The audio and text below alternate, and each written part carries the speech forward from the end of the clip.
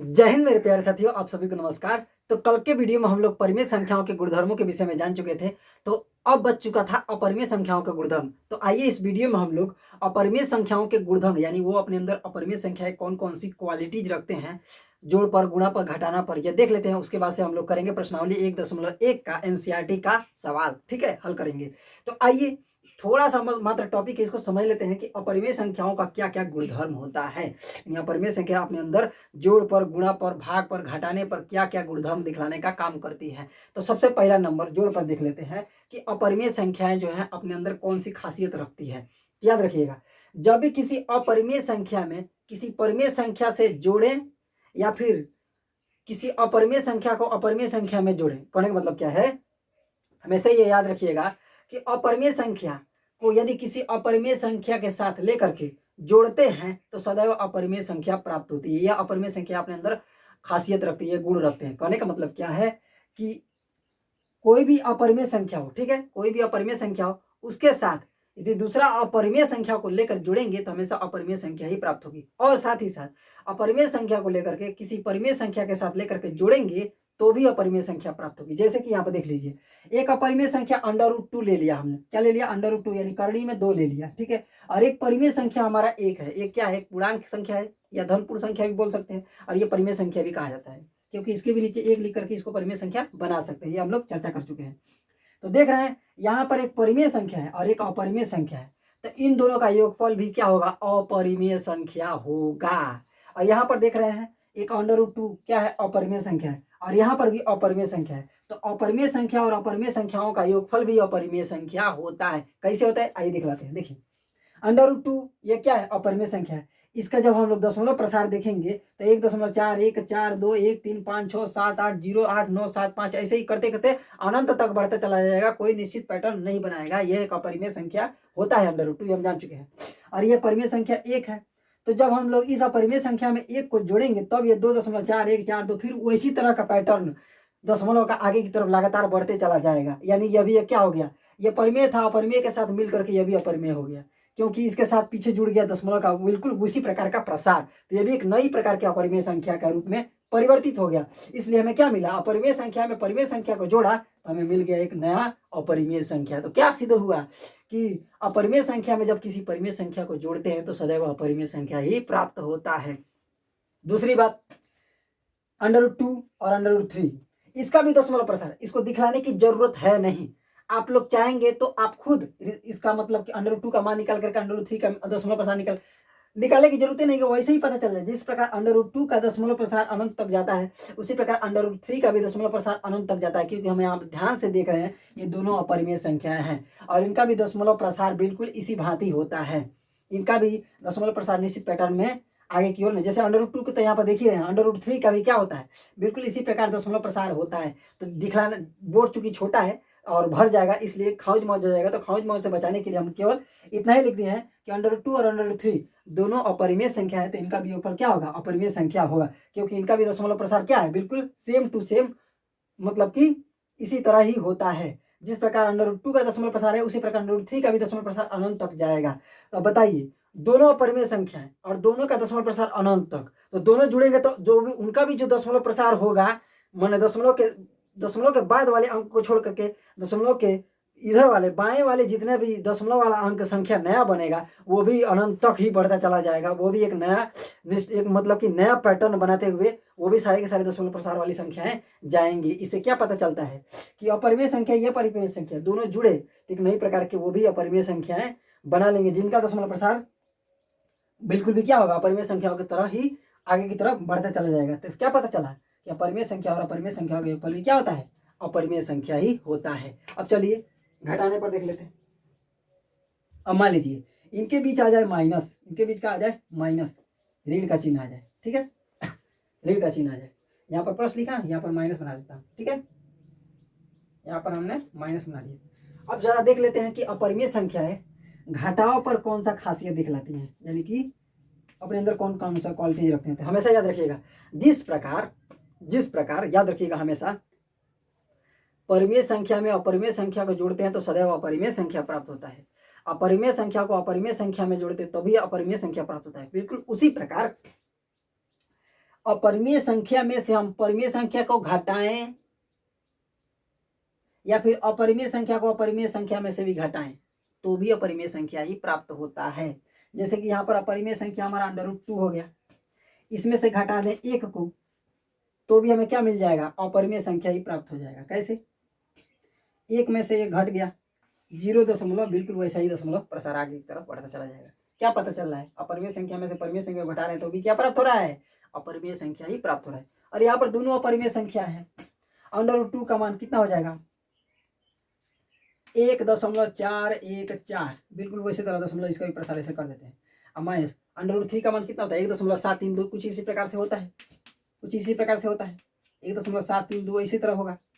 ठीक है, अब बताइए कौन बड़ा है, इसमें से यह बड़ा है, इसे अनंत तक इस तो यह भी बढ़ता चला जाएगा। अब इसमें से हम इसको घटाएंगे तो अब चूंकि दशमलव प्रसार इनका ठीक तरीके से सब पर्टिकुलर तरीके से ज्ञात नहीं है कि हम इकाई से घटाते हुए आगे तरफ बढ़ाते चले जाएं, लेकिन अगर यहाँ पर ध्यान दें तो 7 क्या है, 4 से बड़ा है, तो 7 में से 4 घट जाएगा, कितना हो जाएगा, 3। ठीक है, 3 में से 1 घट जाएगा, कितना हो जाएगा, 2, और 2 में से 4 नहीं जाएगा। मान लीजिए इधर कुछ और नंबर होगा जो पता नहीं है, लेकिन 0 कुछ 1 में से 1 घट गया 0 इसी तरह से अनंत तक इनका भी क्या हो जाएगा, एक दशमलव प्रसार बढ़ता चला जाएगा। यानी क्या समझे कि इसमें भी अपरिमेय संख्या में से जब अपरिमेय संख्या को घटाते हैं तो भी उनका भी दशमलव प्रसार अपरिमेय वाला ही होता है। यानी निश्चित पैटर्न से वो भी आगे की तरफ दशमलव प्रसार बढ़ते नहीं चले जाते, यानी कि एक और नया अपरिमेय संख्या प्राप्त हो जाता है। तो क्या समझे, चाहे जोड़ हो चाहे घटाव हो, तो जोड़ और घटाव पर परिमेय संख्याओं का योगफल, अपरिमेय संख्याओं का अपरिमेय संख्याओं का योगफल या फिर अंतर माने घटाव, हमेशा अपरिमेय संख्या ही प्राप्त होता है। अपरिमेय संख्या को किसी परिमेय संख्या में जोड़ेंगे तो भी अपरिमेय संख्या प्राप्त होगा, अपरिमेय संख्या में से किसी परिमेय संख्या को घटाएंगे या परिमेय संख्या में से अपरिमेय संख्या को घटाएंगे तो भी क्या होगा, अपरिमेय संख्या ही प्राप्त होगा। अंडरस्टैंड, समझ में आया, कंफ्यूजन तो नहीं है। चलिए ठीक है, बहुत बढ़िया। अब चलिए हम लोग देख लेते हैं गुणा पर।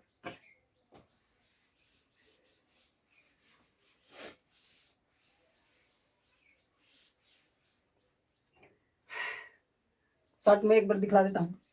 यह हो गया अपरिमेय, ठीक है, यह हो गया परिमेय, इनका योगफल हमेशा अपरिमेय प्राप्त होगा। क्या प्राप्त होगा, अपरिमेय। समझ में आया। अब दोनों अपरिमेय हो गए, दोनों क्या हो गए, अपरिमेय हो गए, तो भी इनका योगफल अपरिमेय संख्या ही प्राप्त होगा। ठीक है, अब इनके बीच अंतर लगा देते हैं, चाहे परिमेय इधर लिखें, इसमें से अपरिमेय को घटाएं, और चाहे अपरिमेय इधर लिखें और इसमें से भी हम परिमेय संख्या को घटाएं तो भी क्या प्राप्त होगा, अपरिमेय ही प्राप्त होगा, अपरिमेय संख्या ही क्या होगा, प्राप्त होगा। ठीक है, अब ये तो घटाव पे हो गया। ठीक है, अब हम लोग गुणा पर देख लेते हैं, इसका स्क्रीनशॉट लेकर के समझ लीजिए। आइए देखिए, हमेशा याद रखिएगा कि गुणा पर अपरिमेय संख्याएं कभी कभी परिमेय संख्या बना देती हैं और नहीं भी बनाती है। जैसे कि √2 हम जानते हैं क्या है, अपरिमेय संख्या है, तो √2 का गुणा जब √2 में करेंगे तो एक परिमेय संख्या प्राप्त हो जाएगा। जैसे 2 दूनी 4, √2 में अंडर रूट में कितना आ गया, 4 आ गया, और 4 का वर्गमूल निकाल देंगे कितना आएगा, 2। 2 एक क्या है जी, परिमेय संख्या है, 2 एक परिमेय संख्या है। यहाँ पर क्या देख रहे हैं, अपरिमेय संख्या का अपरिमेय संख्या में गुणा हुआ तो परिमेय संख्या प्राप्त हो गया। कभी कभी यह इनका गुणनफल परिमेय न दे करके अपरिमेय दे देता है। जैसे कि मान लीजिए √2 का गुणा हम √3 में करेंगे, दोनों अपरिमेय संख्या है, इनका गुणनफल √रूट में अंडर रूट में कितना आ गया, 6, तो 6 का वर्गमूल थोड़ी नहीं निकलता है, नहीं निकलता है, इसका वर्गमूल नहीं निकलेगा। वर्गमूल निकालने का प्रयास करेंगे तो फिर वही क्या हो जाएगा, दशमलव प्रसार की तरह इनका भी क्या हो जाएगा, इस तरह दशमलव प्रसार। यानी कि जैसे कि उदाहरण तरफ मैं एक तरह समझा देता हूँ, इनका भी दशमलव प्रसार किस तरह से हो जाएगा, अनिश्चित पैटर्न में आगे की तरफ बढ़ता चला जाएगा। जैसे कि √6 का मान लीजिए 4.3 है ना, 2.3, 4, 1, 5, 7, इस तरह से इसका भी दशमलव प्रसार अनंत तक बढ़ता चला जाएगा। यानी यह भी एक अपरिमेय संख्या का दशमलव प्रसार बनाएगा। अब अपरिमेय संख्या है ही है तो इसका वर्गमूल नहीं निकलेगा, इसका भी दशमलव प्रसार क्या हो जाएगा, अनिश्चित पैटर्न में आगे की तरफ बढ़ता चला जाएगा। तो क्या समझे, परिमेय संख्याओं का अपरिमेय संख्याओं का गुणनफल कभी कभी परिमेय संख्या दे भी देता है और कभी कभी नहीं भी देता है। ठीक है, तो इसलिए निश्चित कहना कि अपरिमेय संख्याओं का गुणनफल सदैव परिमेय संख्या होता है, यह बात गलत रहेगा। ठीक है, ये समझ गए। गुणा पर अपना ये खासियत दिखाता है। ठीक है, अब आइए भाग पर देख लेते हैं।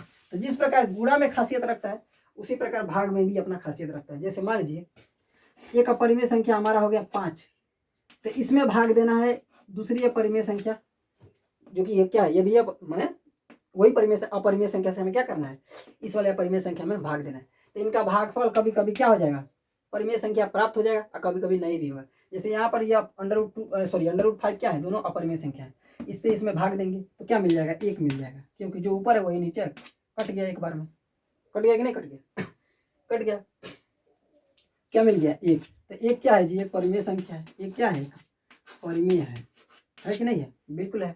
अच्छा मान लीजिए ऊपर अंडर में हो गया 16, नीचे अंडर में क्या हो गया 4।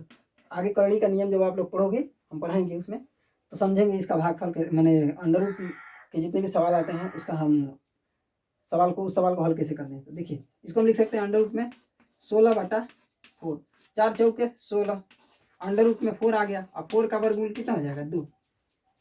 क्या पता चल रहा है, कभी कभी इनका भागफल क्या दे रहा है, परिमेय संख्या दे रहा है, लेकिन कभी कभी नहीं देता है। जैसे देखिए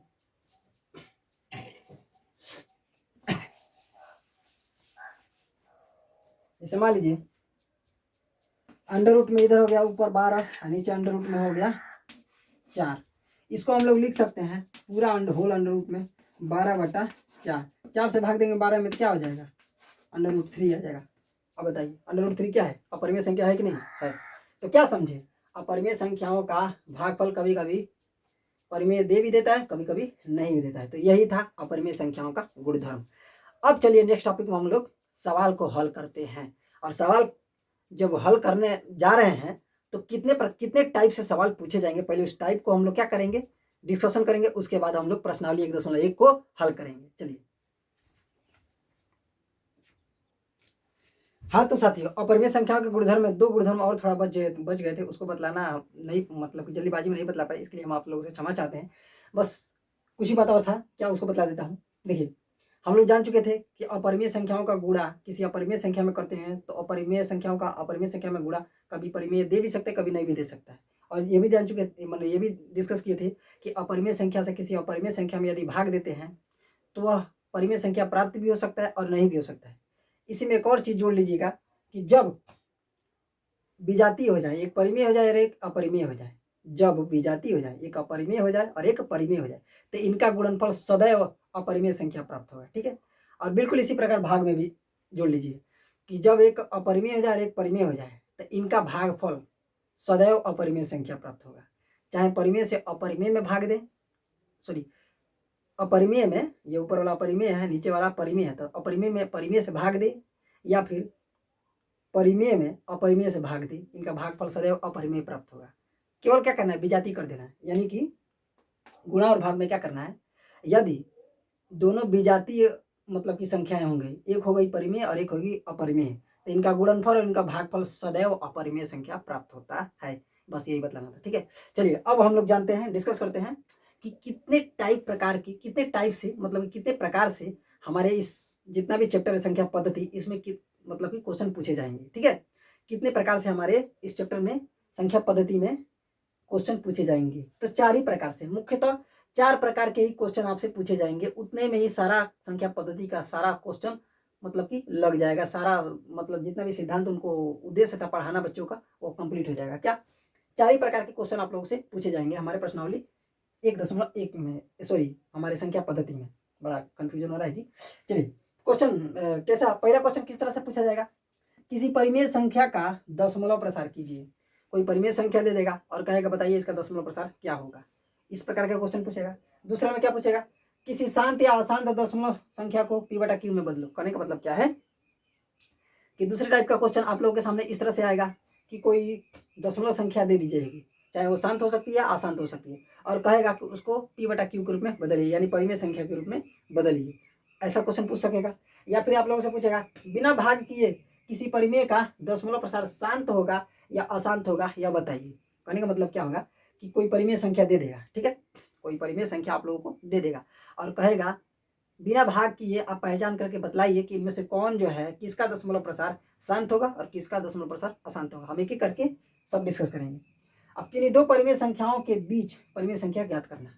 लास्टवा सबसे टाइप क्वेश्चन क्या है, ये इस प्रकार का भी क्वेश्चन आप लोगों से पूछा जाएगा कि दो प्रकार के मतलब कोई दो मतलब की परिमेय संख्याएं दे दी जाएंगी और कही जाएंगी, पूछी जाएंगी कि इनके बीच जो है 4 परिमेय संख्याएं ज्ञात कीजिए, 5 परिमेय संख्याएं ज्ञात कीजिए, 6 परिमेय ज्ञात कीजिए। ठीक है, इस प्रकार के भी इस टाइप से भी क्वेश्चन आप लोगों से पूछा जाएगा। तो चलिए एक एक करके हम लोग समझते हैं कि इनका आंसर हम लोग कैसे देंगे।